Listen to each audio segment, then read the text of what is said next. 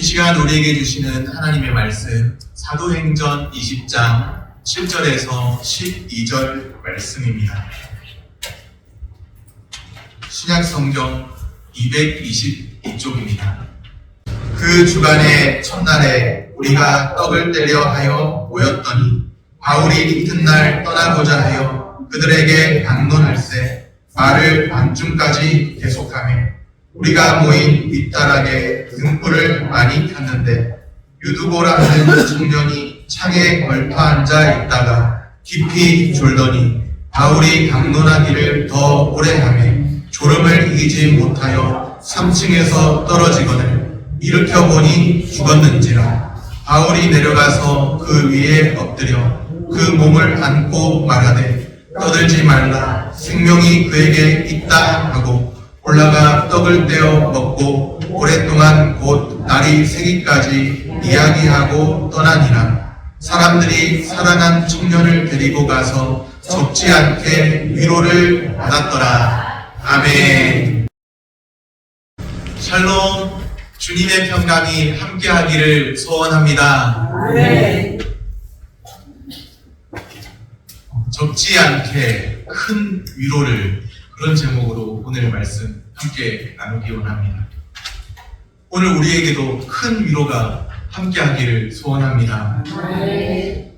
바울이 드로아에 머물러 있던 며칠 중에, 이제 바울 하면 유명한 사도인데, 복음을 전했던 사도인데, 드로아라는 곳에 머물러 있던 며칠 중에 마지막 날 밤에 발생한 사건입니다.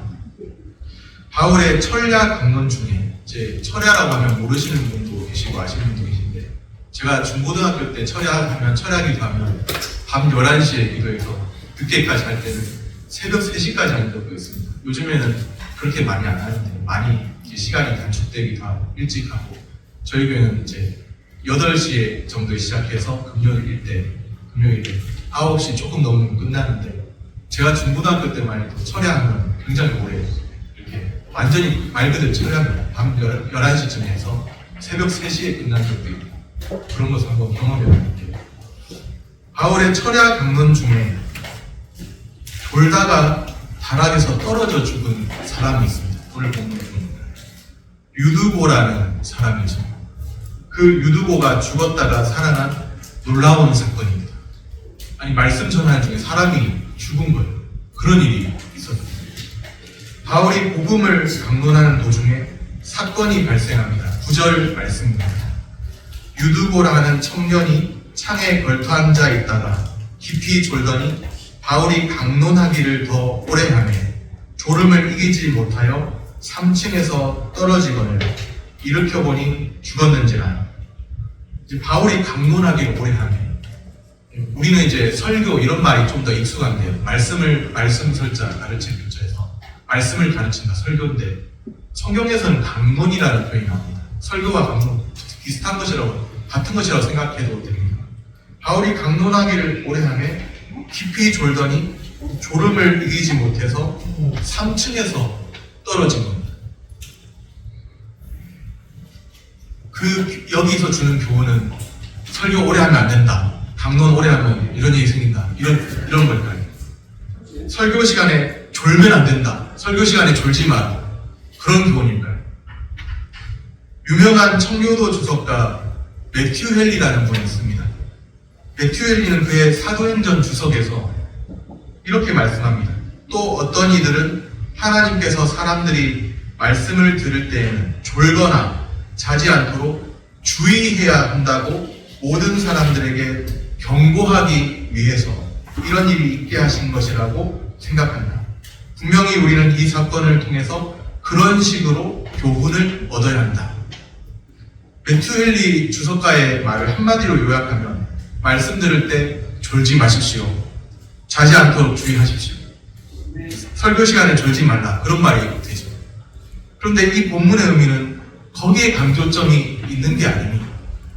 사도행전을 기록한 누가는 유두보라는 청년의 졸음을 정죄하고 있지 않습니다. 누가는 유두보의 졸음에 대해서 묘사하고 있는데, 이제 누가는 사도행전을 기록한 저자죠. 이 저자 누가가 이제 유두보의 졸음에 대해서 묘사하고 있는데, 졸음이 쏟아질 만한 환경이었습니다. 여기에는 졸리는 분 안 계시죠? 졸음이 쏟아질 만한 환경이었습니다. 유두고는 하루 동안 노동으로 피곤했습니다. 하루 내내 노동하고 말씀 집회에 참여했다는 것이죠. 그래도 말씀에 관심이 있어서, 말씀 듣기 원하는 그 마음이 있어서 집회에 참여했죠. 하루 내내 일하고 참여하다 보니까 피곤하기도 하고 몸도 피곤하고 졸리기도 했습니다. 그 졸음을 이겨보려고, 나름대로 졸음을 이겨보려고 3층의 창가 쪽 자리를 선택했습니다. 그래도 창가 쪽에 창문이라도 좀 열어두면 신선한 공기 마실 수 있잖아요. 그래서 그 창가 쪽 자리를 선택하게 됐습니다. 그런데도 너무나 몸이 피곤하다 보니까 졸려서 깊이 졸게 됐습니다. 신선한 공기가 통하는 3층 창가 쪽도 졸린다면 다른 곳은 어땠을까요? 짐작할 만합니다. 그 안에 사람들이 많이 모여 있습니다. 사람들이 가득합니다. 탁한 공기도 있겠죠. 졸음이 쏟아질 만한 환경, 그런 환경이 있다는 열악한 환경이죠. 그런데 여기서 강조되고 있는 것은 무엇인가 하면 그런 열악한 환경에서도 드로아에 있는 그 사람들은 그 자리에서 말씀에 귀를 기울이는 열정이 있었습니다. 졸려도 말씀 듣기 원하고 또 피곤해도 말씀 듣기 원하고 말씀을 사모하는 그 열정이 있었습니다. 이것이 중요한 것이죠. 말씀을 사모하는 열심입니다. 하나님 만나기 원하는 마음, 또 주의 말씀 듣기 원하는 그 마음이 있었습니다. 오늘 예배에 참여한 우리는 하나님 만나기 원하는 마음, 주의 말씀을 듣고자 하는 그 마음이 있을까요? 나의 상황이, 나의 환경이 이런데 내게 발등에 불 떨어진 것처럼 급한 일들이 있는데 그런 환경들만 크게 보이고 하나님 말씀이 들리지 않는다면 참 안타까운 일입니다. 열악한 환경 중에서도 하나님의 말씀을 사모하는 마음이 거기에 그 자리에 있었다는 것이죠. 유두고도 처음부터 졸음에 빠진 것은 아닙니다. 하루 내내 힘든 일을 하고 피곤했어요. 그런데도 말씀 듣기를 사모했습니다. 한 번 집회 빠지면 어떨까? 한 번 주일 예배 빠지면 어떨까? 몸도 피곤한데. 그런 생각이 아니고 말씀 듣기를 사모했습니다. 늦은 시간까지 졸음과 싸워가면서 그 옛날 우리 믿음의 선배들 대단했잖아요. 그냥 밤 11시부터 해서 새벽 3시까지. 그리고 다음날 성탄절 끼고 하면은 다음날 또 새벽 기도 있고 하면 거의 하루 종일, 온종일 그렇게 집회를 했거든요. 그런 집회 가운데서도 은혜 충만하고 말씀 충만하고 참 열악한 환경이 있지만 몸이 피곤하고 또 다른 어떤 환경들이 있고 집에 어떤 벌어지고 있는 일들이 있고 그럼에도 불구하고 그 열악한 환경 가운데서도 하나님을 사모하는 마음, 하나님 말씀을 듣고자 하는 열정, 그런 것이 있다는 것이죠. 여기 지금 바울이 강론하는 그 자리에도 늦은 시간까지 졸음과 싸워가면서 바울의 긴 강론을 들었습니다. 바울의 강론이 길어지니까 졸다가 좀 안 좋은 일이 생기는 거예요. 비록 그 결과가 예상하지 못한 일, 예상치 못한 죽음이라고 해도 참 사람이 죽는 것은 엄청난 일이죠.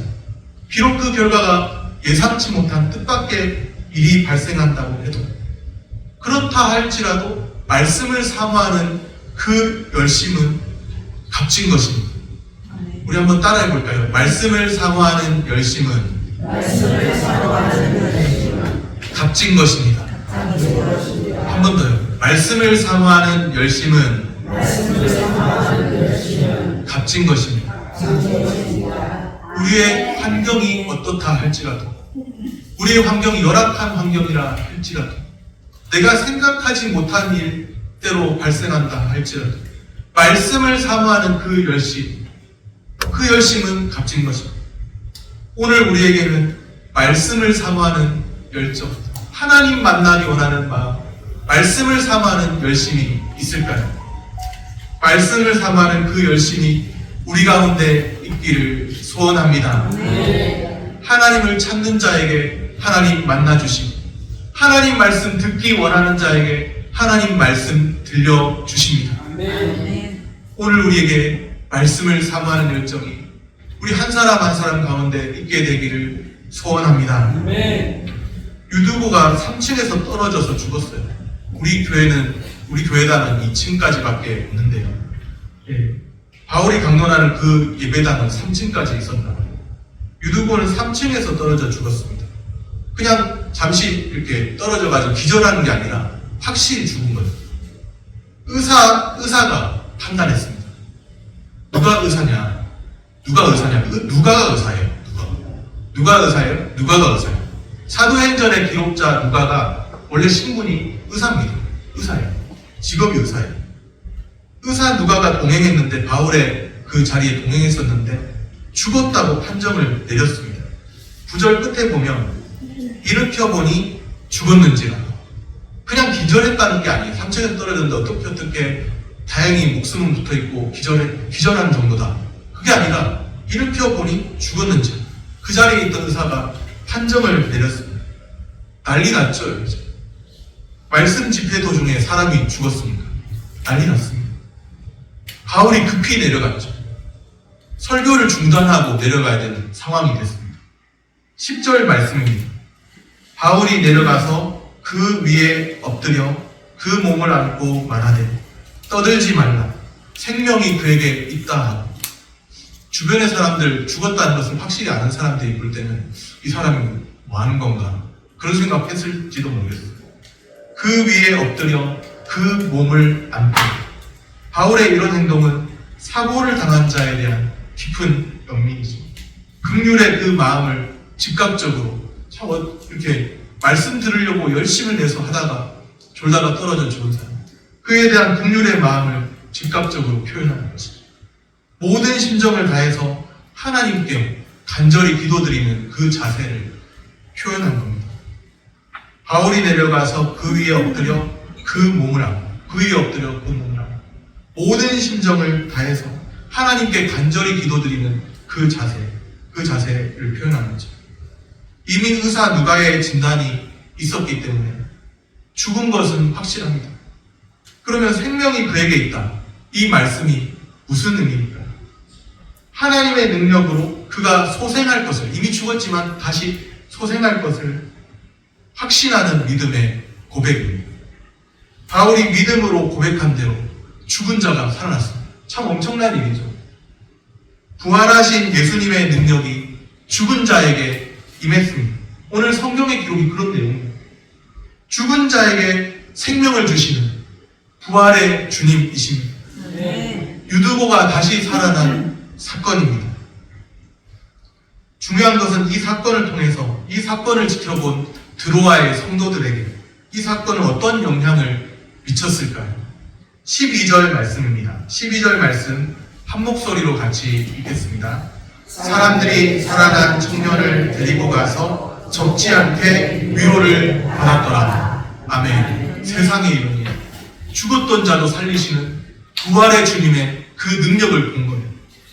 적지 않게 위로를 받았다. 적지 않게. 큰 위로를 받았습니다. 그 말씀 집회에 참여한 사람들이 큰 위로를 받았습니다. 오늘 우리에게 필요한 것이 위로 아닐까요? 하나님의 위로 아닐까요?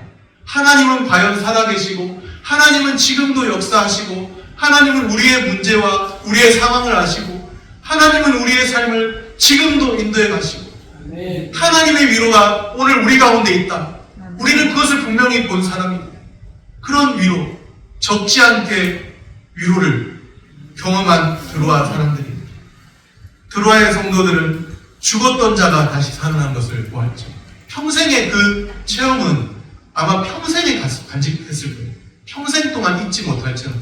나는 그때 그 현장에서 보았다. 주님이 그들 가운데 함께 하심을 생생하게 체험했습니다. 말씀을 통해서 확실하게 하나님을 알게 돼요. 또 우리 삶에 하나님이 일으키시는 그 체험을 통해서 하나님의 살아계심을 확실하게 알게 되었습니다. 말씀과 체험을 통해서 확실하게 된 임마누엘 신앙입니다. 임마누엘이 무슨 뜻이에요? 보라 처녀가 잉태하여 아들을 낳을 것이요 그 이름을 임마누엘이라 하리니 이를 번역한즉 하나님이 우리와 함께 계시다 함이라. 아멘. 하나님이 우리와 함께 계시다. 어떻게 알 수 있을까? 말씀을 통해서 알게 되고, 말씀을 통해 살아계신 하나님을 알게 되고, 우리 삶 가운데 여전히 역사하시는 하나님의 일하심을 보면서 하나님은 과연 성경에만 갇혀 계신 하나님이 아니라 지금 우리 삶 가운데 역사하시는 하나님이시구나. 말씀과 체험을 통해서 확실하게 된 임마누엘 신앙입니다. 하나님이 우리와 함께 계시다 하며 이것보다 더 큰 성도의 위로가 어디에 있을까요? 오늘 내 삶 가운데 하나님이 들려주시는 그 말씀을 통해서 하나님은 과연 살아계시고 또 우리의 삶 가운데 일하시는 하나님의 그 역사하심을 보면서 하나님은 과연 살아계셔서 우리와 함께 하시는 하나님이라고 하는 그 사실, 그보다 더 큰 위로가 어디에 있을까요? 오늘 우리 삶에 열악한 환경 있습니까? 오늘 우리 삶에 참 정신을 하나님께 집중하지 못할 정도로 분주하고 열악한 환경 있을까요? 그러나 우리가 그 열악한 환경 중에서도 여전히 붙들어야 할 살아계신 하나님의 말씀이 계십니다. 하나님의 위로가 말씀과 체험을 통해 역사하시는 하나님의 위로가 있습니다. 주님이 우리와 함께 하신다는 그 사실이 기쁨과 적지 않은 위로, 큰 위로가 됨을 믿습니다. 말씀을 정리합니다. 말씀을 사모하는 열심은 값진 것입니다. 말씀을 사모하는 열심이 우리에게 있기를 바랍니다. 말씀과 체험을 통해서 확실하게 된 임마누엘 신앙입니다. 주님이 함께 하신다는 그 사실, 우리와 함께 하심이 적지 않은 큰 위로입니다. 말씀을 사모하는 열정으로 살고 주님이 함께 하시는 은혜를 누리며 사시기를 축복합니다. 기도하겠습니다.